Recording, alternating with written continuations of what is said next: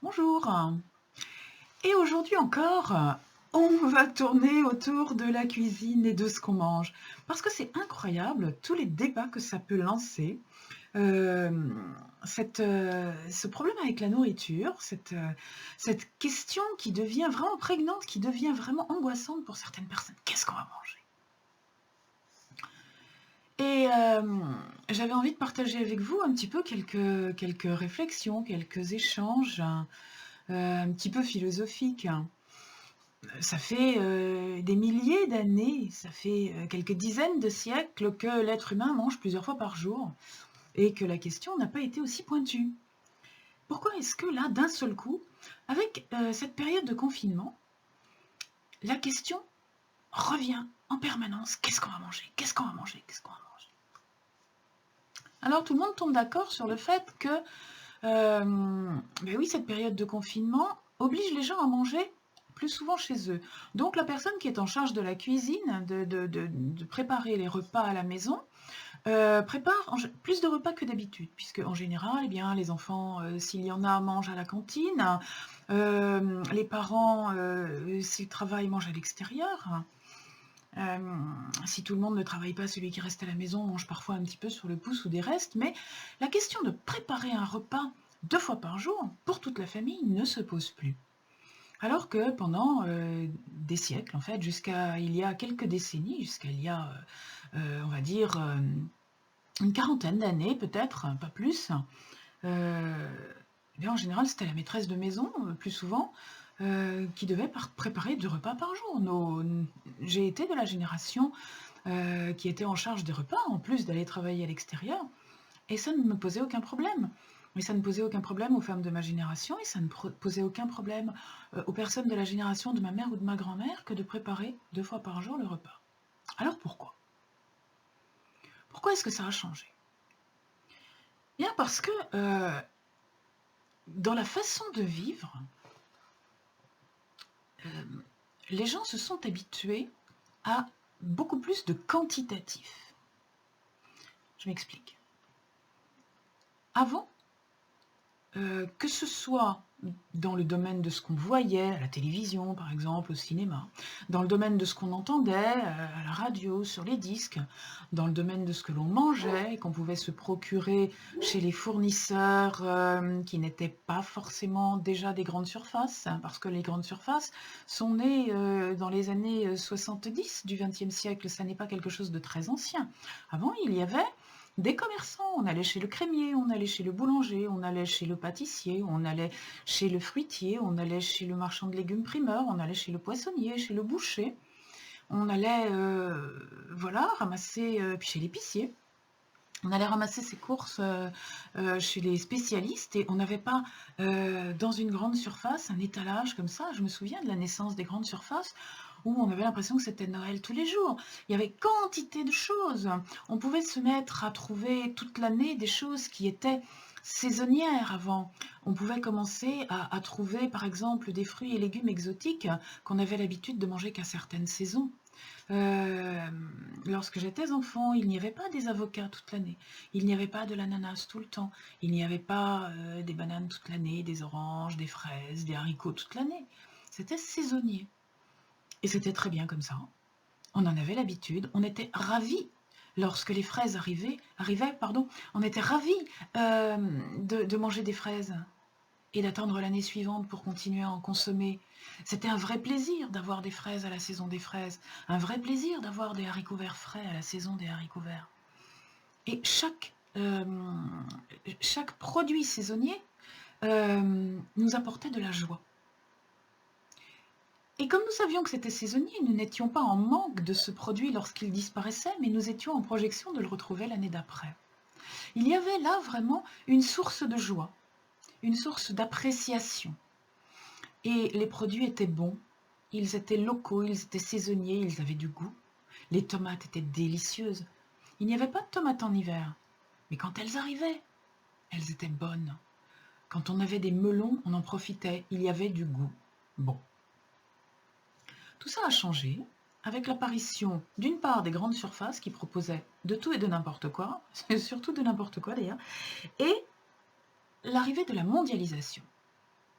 l'arrivée de la normalisation de transporter en avion ou à coup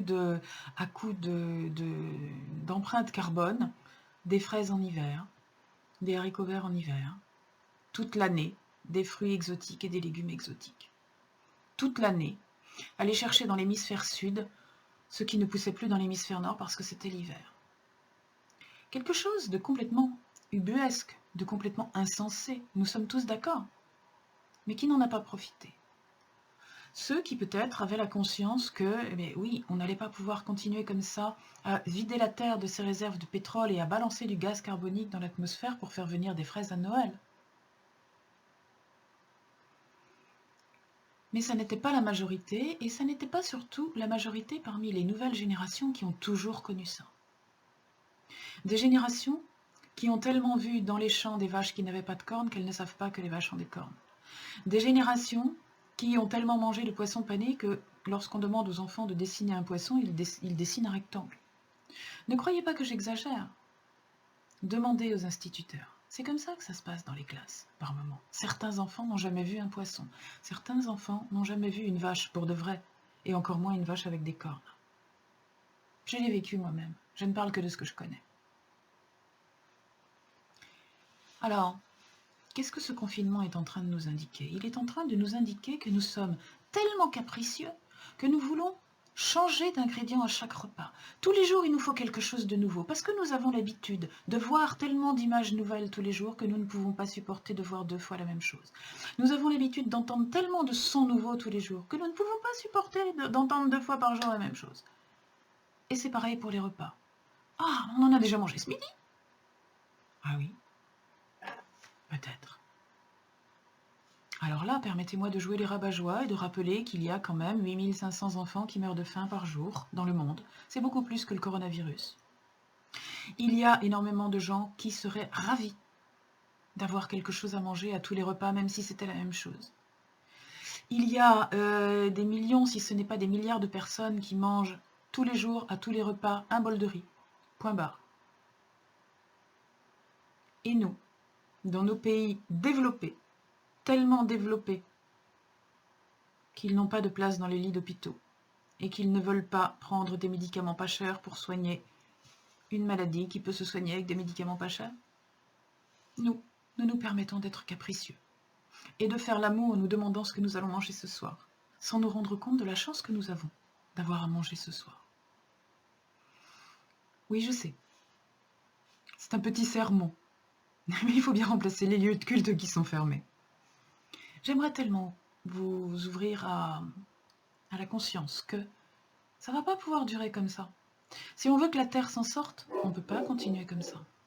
On ne peut pas continuer à augmenter le réchauffement climatique en mangeant de la viande à pas cher, qui provient d'élevages avec des milliers d'animaux, qui polluent, qui balancent du carbone dans l'atmosphère, et qui vont amener la planète à sa destruction. C'est pas possible. Alors certains le disent depuis 20 ou 30 ans, à d'autres qui ne veulent pas l'entendre, parce qu'ils sont nés avec cette façon de consommer et qu'ils n'envisagent pas de changer.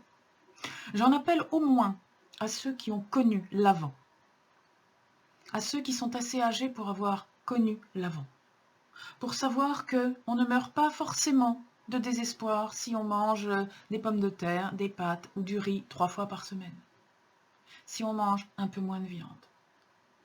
Les gens qui, à l'heure actuelle, ont 90 ou 100 ans, sont des gens qui ont connu l'époque où on mangeait de la viande 1 fois par semaine, 2 dans les familles riches, 3 grand maximum. Et s'ils sont toujours vivants, c'est peut-être grâce à ça. C'est peut-être parce qu'ils n'ont pas surchargé leur organisme des déchets, de la nourriture trop riche que nous absorbons. À cette époque, il y avait beaucoup moins d'obèses. À cette époque, même les mieux en chair avaient encore des formes. Les maladies cardiovasculaires ne touchaient pas les jeunes, elles touchaient les gens après un certain âge. Et d'ailleurs, elles touchaient de préférence les gens riches, ceux qui avaient les moyens de se payer une nourriture qui rendait malade. Est-ce que nous pourrions redevenir sensés pour ne pas nous rendre malades avec cette nourriture? pour ne pas rendre la Terre malade avec notre nourriture, avec notre quantitatif, nous ne serions pas plus malheureux, bien au contraire. Je vous invite à commencer à y réfléchir. Peut-être, si vous êtes encore là, si vous n'avez pas déjà coupé cette vidéo de rogne en vous disant « mais qu'est-ce qu'elle nous casse les pieds ?» Peut-être est-ce que parce que quelque part, il y a le petit Jiminy Cricket de votre conscience qui est en train de vous dire « peut-être que oui, peut-être que c'est vrai. » Peut-être qu'au lieu de chercher à maigrir avant de rentrer dans mon maillot tous les étés, je pourrais essayer d'adopter toute l'année une alimentation qui ne me fait pas grossir. Peut-être que je pourrais réduire la quantité, augmenter la qualité, réduire la diversité et recentrer sur le saisonnier, le local, ce qui est produit près de chez moi en ce moment. S'il vous plaît, pensez-y. Pensez-y pour votre santé, pensez-y pour la santé de la Terre. Cette crise, ce confinement nous donne l'occasion de réfléchir, de prendre conscience, de revenir sur de grosses bêtises. S'il vous plaît, sautez dans l'autre plateau de la balance, sautez dans le plateau de la balance de tous ceux qui essayent de rééquilibrer les choses. Ce qu'on appelle la décroissance. Alors c'est un mot qui est un petit peu moche parce qu'on a l'impression qu'il faut toujours croissance, croissance, croissance. Oui, oui, je suis pour. La croissance est une bonne chose, mais pas la croissance extérieure et celle du PIB. Ce qui est intéressant, c'est la croissance intérieure. C'est celle que je vous propose d'ailleurs, si vous voulez me rejoindre sur un de mes parcours. Merci de m'avoir écouté jusqu'au bout pour ceux qui sont encore là. Je vous en suis extrêmement reconnaissante. À très bientôt.